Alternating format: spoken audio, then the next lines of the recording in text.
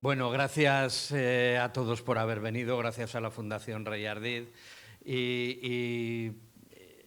Bueno, para mí siempre es un placer estar en este tipo de foros porque creo que tenemos que hacer una labor de empapar, de divulgar y de contar las cosas que hacemos. Voy a hablar así porque así voy viendo las diapositivas y no genero una tortícolis. Las nuevas estrategias de salud mental en España se rigen por una serie de documentos vectores. Uno de ellos es la estrategia de salud mental a la que Chema ya ha hecho referencia, que lo comentaremos luego. Pero antes quiero empezar un poco por situarnos. ¿Nos pones? Bueno, yo soy Miguel Martínez, soy el jefe de servicio soy psiquiatra y soy el jefe de servicio del sector Zaragoza 1. ¿Esto qué quiere decir? Esa zona amarilla, la margen izquierda de Zaragoza, capital, pero también una importante zona rural que incluye buena parte de los Monegros, la parte zaragozana de los Monegros. Y eso significa que tenemos que bregar, como ha dicho, con la saturación de la población urbana, pero también con atender las necesidades de Bujaraloz, Monegrillo o sitios que están en zonas casi despobladas, como ha dicho Chema. Pasas la siguiente, por favor. Esta diapositiva son los recursos, es deliberadamente farragosa e ininteligible porque son los recursos que tenemos en el sector 1 la intención de que sea así de farragosa es para que todo el mundo pueda tener idea de la complejidad y de lo disparatado que a veces es intentar armonizar todo esto. En el centro siempre están el Centro de Salud Mental de Adultos y el Infanto Juvenil, las actividades del hospital arriba en azul, abajo en morado los servicios que están concertados y que presta la Fundación Rey Ardid: media estancia, centro de día, acompañamiento, centro de inserción laboral y los pisos, que para nosotros, afortunadamente, son suministrados por un mismo proveedor y eso para nosotros es una ventaja. Yo ayer estaba en el Hospital Valdebrón y me decía el jefe de servicio de Valdebrón que para ellos era un problema tener que concertar los pisos con uno, la unidad de media estancia con otro, la larga estancia en la otra punta de Barcelona tenían, y para nosotros es una ventaja, eso nos facilita, pero en otros sectores esto es mucho más complicado.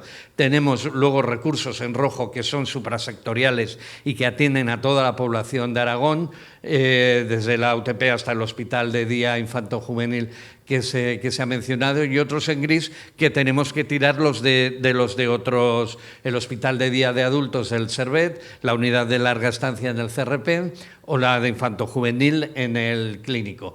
Con lo cual es un puzzle difícil de armonizar, y este es uno de los conceptos que repetiremos en varios momentos a lo largo de los próximos 15 minutos. Coordinación entre sectores. Se ha hablado de la transversalidad como uno de los ejes del plan de salud mental, pero en la estrategia nacional también se habla de esto. ¿Me pones la siguiente, por favor? Si estamos aquí hablando del futuro y de los las nuevas estrategias, también voy a hacer un poco de historia. Estamos aquí gracias a los cambios y gracias a historias que han sucedido. La primera es la integración de la salud mental en la salud general.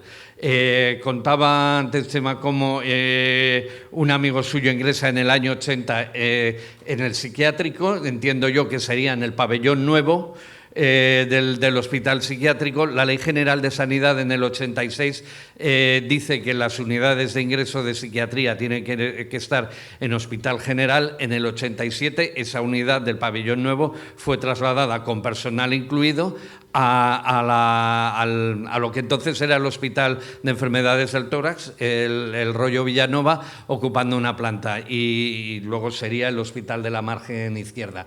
Ese es un paso esencial, el que la salud mental sea incluida y sea contemplada como una parte de la salud general, y gracias a ese cambio podemos estar hablando de otras cuestiones. Desde luego, las últimas décadas hemos ganado mucho conocimiento que puede ser una parte mínima de todo lo que nos queda que ganar un grano de arena en una playa, pero tenemos mayor conocimiento de las bases fisiológicas y de la genética de todos los trastornos mentales. Hemos avanzado en técnicas, intervenciones psicoterapéuticas que se han ido modelando, perfeccionando, manualizando de alguna manera, y en intervenciones y en tratamientos psicofarmacológicos. Aunque en esto no son ni la mitad de los cambios que pensábamos. Bueno, luego lo comentaremos. Y también ha habido los aprendizajes de la pandemia. Ha habido una serie de cuestiones que nos han puesto en juego en la pandemia, las comentaremos también. Gracias a todos estos cambios tenemos una nueva visión, una nueva perspectiva de futuro. Y esa perspectiva de futuro pasa por una serie de desafíos. El primer desafío es hacer frente a las consecuencias de la pandemia, que más o menos sordas las seguimos notando. Y no solo estamos hablando de los duelos que ha hecho la gente por fallecimientos, no solo estamos hablando de el efecto en el personal sanitario que ha sido importante, o las consecuencias físicas y biológicas sobre el sistema nervioso central en algunos pacientes. Estamos hablando también de cómo muchas personas que estaban atendiendo procesos de rehabilitación, centros de inserción laboral, centros de día, tanto por trastorno mental grave como, por ejemplo, ancianos dentro de la atención psicogeriátrica, vieron de repente cortado ese proceso y tuvieron un retroceso. Y las consecuencias de eso las vamos a seguir pagando. Un desafío es la salud mental infanto-juvenil, es la ola que no esperábamos, que no preveíamos todo, pero no preveíamos lo que nos está pasando en salud mental infanto-juvenil. Hay que recordar que este año, el Día de la Salud Mental, del 10 de octubre, está dedicado a la salud mental infanto-juvenil, y yo creo que es por toda la presión que ha generado el año 2021. Tenemos que intervenir contra el suicidio, y estamos en un país mediterráneo en el que tradicionalmente las tasas son bajas, pero va subiendo, y hacen falta planes de intervención, como ha mencionado Chema. El estigma es un desafío que sigue estando ahí, y lo has comentado al principio. No sé, a nadie, todo el mundo dice con facilidad que ha ido al dentista, pero no con tanta facilidad que ha ido al psiquiatra. El concepto de recuperación es un concepto no nuevo, ya lleva décadas implantado, pero sigue siendo un desafío llevarlo a la práctica, generar y crear recursos que estén orientados hacia la recuperación. Luego hablaremos también de esto. Y finalmente, la humanización de los servicios, que es en lo que nos detendremos un poco más. Siguiente, por favor. Bueno, pues como era de esperar, sí que se ha descolocado. Bueno, la pandemia, ¿qué nos ha generado? Pues que hemos tenido, sobre todo en el 21, mucho mayor incremento en las demandas de salud mental, tanto en adultos como en infanto-juvenil. Pero lo que se vio durante la pandemia es que quedaban las diferencias acentuadas, y que el sector de población que tradicionalmente tiene más dificultades en lo socioeconómico o en las relaciones interpersonales se vio mucho más afectado que los sectores más favorecidos de la sociedad.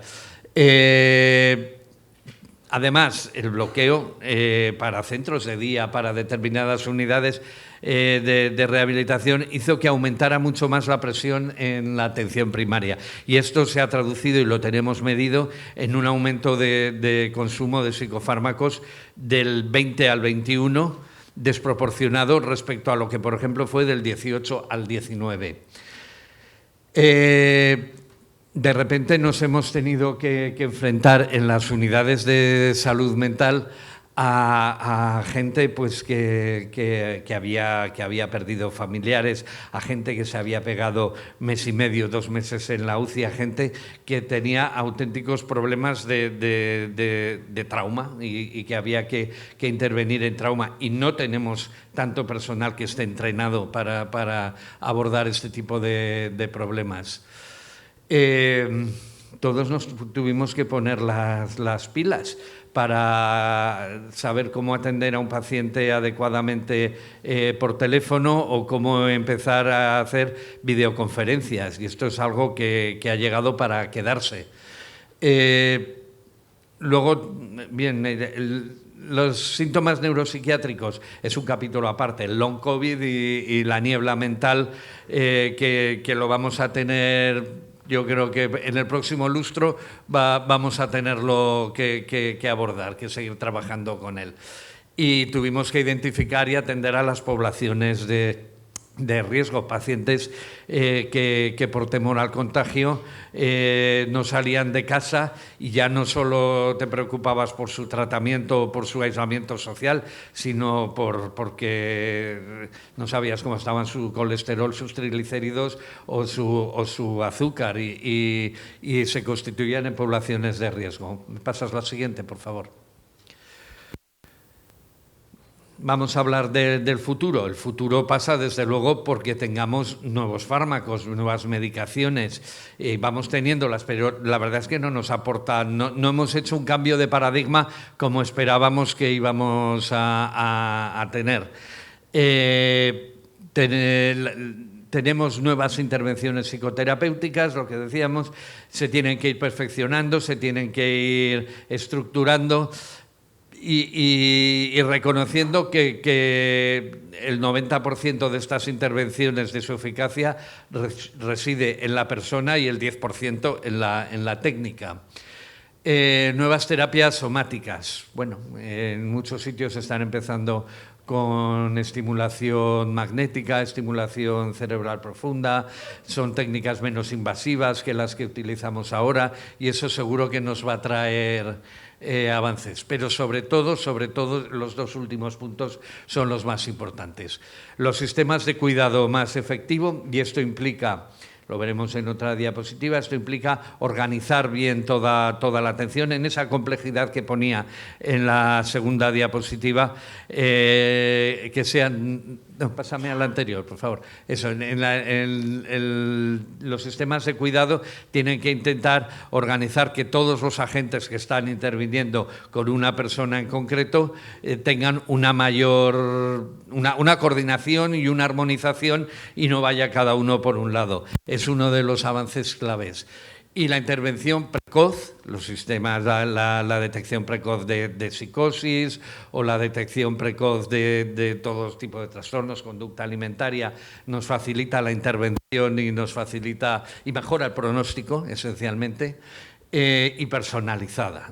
Subrayo lo de personalizada porque le dedicaremos a eso alguna diapositiva. Sí, pásame ahora a la siguiente. Es un artículo que en 2010 Thomas Insel era el presidente en aquellos momentos del Instituto de Salud Mental de Estados Unidos, que se replanteó todo lo que se sabía de esquizofrenia. Luego Thomas Insel dejó el NIM, el Instituto de Salud Mental de Estados Unidos, y fichó por Google. Así que creo que ya ha fichado por otra empresa, no creo que sea Iberdrola o alguna así. Bueno, la esquizofrenia, él planteaba en este artículo la esquizofrenia, cómo pensaba que iba a ser la atención a la esquizofrenia en 2030. Si uno lee el artículo, esto es como cuando éramos pequeños y decíamos, ¡buah! En el año 2000 los coches volarán y podremos teletransportarnos. Y no, y muchas de las cosas que firmaba en 2010 no las vemos ni en perspectiva para el 2030, vamos mucho más despacio de lo que pensábamos. Aspectos que consideraba esenciales: prevención, luego lo hablaremos con la estrategia de salud mental. Los tratamientos farmacológicos, psicosociales y cognitivos, ya lo hemos comentado, los avances que tienen que venir. Los cuidados integrados. Él ya veía en el 2010 y veía como uno de los grandes retos para 2030 que se integrara bien todos los cuidados y todos los agentes que prestan servicios a cada persona. Y el estigma sigue estando ahí. Pones la siguiente, por favor. Otro de los problemas que nos planteábamos, este artículo es de 2016 y es de un especialista en economía de la salud que aventuraba cómo en general el sistema nervioso central, pero especialmente los trastornos psiquiátricos, estaban siendo un desierto en inversión, al menos en lo farmacológico, pues porque, bueno, si se busca la rentabilidad y pedía un poco potenciar y ayudar desde las administraciones a la investigación para que no fuera un desierto. Son panoramas complicados. Me pones la siguiente, por favor. Pero si tenemos que buscar esas estrategias de futuro, la tenemos que hacer basándonos en varios fundamentos. El primero es el de la autonomía de las personas. El segundo, la toma de decisiones en cuanto al desarrollo personal. Y el tercero, respetar la diversidad y los tiempos y necesidades y valores. Parece que todo muy obvio, pero si examinamos nuestras actuaciones y nuestras intervenciones, estamos repletos de situaciones en las que estos fundamentos no los tenemos en cuenta. Y me dicen que quedan 3 minutos, madre mía. Sobrevolaremos. Siguiente, por favor. La estrategia de salud mental, que ya la ha mencionado, habla de varios aspectos. Ponme la siguiente, por favor, porque estamos hablando de futuras estrategias. Lo que hagamos se tiene que... Esta es la partitura que decía Alfonso. La partitura de la estrategia de salud mental es esta. El respeto a los derechos, el pensar en la prevención. Y cuando hablamos de prevención no solo hablamos de prevención primaria, que no aparezcan enfermedades, de prevención secundaria, que no haya recaídas, de prevención terciaria, que evitar las consecuencias desfavorables de los trastornos, sino que ya podemos hablar de la prevención cuaternaria, es decir, evitar las consecuencias de un uso excesivo de los medios, de sobrediagnosticar y de sobretratar. La prevención y la atención a la conducta suicida, ya se ha hablado, pensar en el modelo de recuperación, la infancia y la adolescencia, la intervención familiar, la coordinación, la participación de la ciudadanía es esencial. En lo que viene la segunda diapositiva, si no me apagan el micrófono, os lo comentaré. Nosotros estamos en un proceso en el que vamos a intentar dotar a nuestros servicios, y empezamos por la planta del Rollo, un programa de humanización. ¿Qué es esto?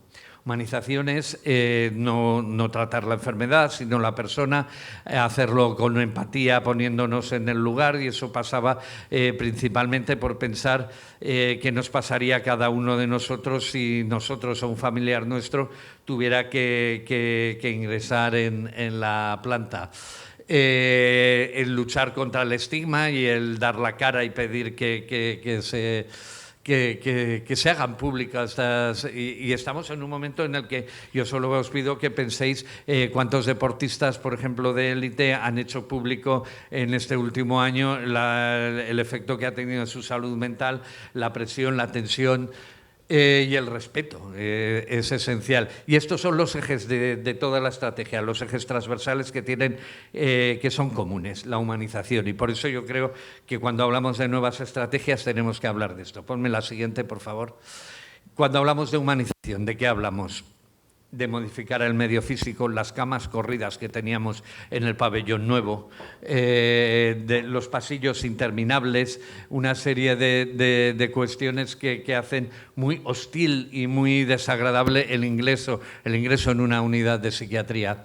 Modificar el ambiente terapéutico, dotando de más competencia y más capacidad de trabajar los aspectos equipo, pero también normas de funcionamiento. Quien ha ingresado en una unidad de agudos muchas veces se pregunta ¿por qué no puedo utilizar el móvil o o por qué tengo que llevar un pijama si tampoco me van a operar de nada. Los tiempos, dotar de actividades. ¿Cuántos terapeutas ocupacionales hay aquí? Bueno, pues es el momento de dar guerra. Necesitamos terapeutas ocupacionales en las unidades de agudos y en más sitios para llenar los tiempos y llenarlos no porque sí, sino de una manera significativa y útil. Tenemos que modificar nuestro estilo comunicacional y no verbal, el verbal y no verbal. Y bueno, y un tema que lo dejo ahí, las alternativas a la contención mecánica y el disminuir en la medida de lo posible todas las intervenciones involuntarias y coercitivas. Ponme la siguiente, por favor. Yo espero que las estrategias de futuro que tenemos no nos aboquen a esto, pero hay veces que sí que me da la impresión. Bueno, que hemos dejado muchos puntos simplemente señalados que espero que podamos ampliar.